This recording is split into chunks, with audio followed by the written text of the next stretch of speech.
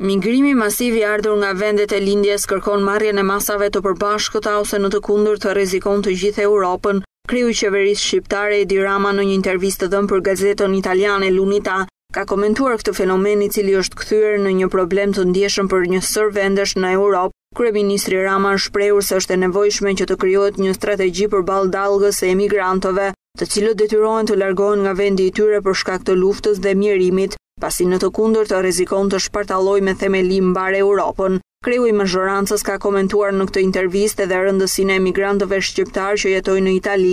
Sipas kryeministrit Rama, shqiptarët që jetojnë në Itali japin një kontribut të rëndësishëm për zhvillimin ekonomik të vendit, dhe kjo konfirmohet nga fakti se gjatë 2014-s në arkën e shtetit italian janë derdhur plot 3.2 miliardë euro taksa. Në intervistën e dhënë për të përditshme në italiane, kreu i qeverisë shpjegon se kontributet e tyre në 2014 ishin 2.8% më shumë se në 2013.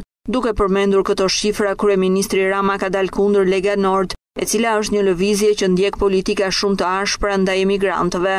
Rama e ka cilësuar si të rrezikshëm lullëzimin e subjekteve të tilla.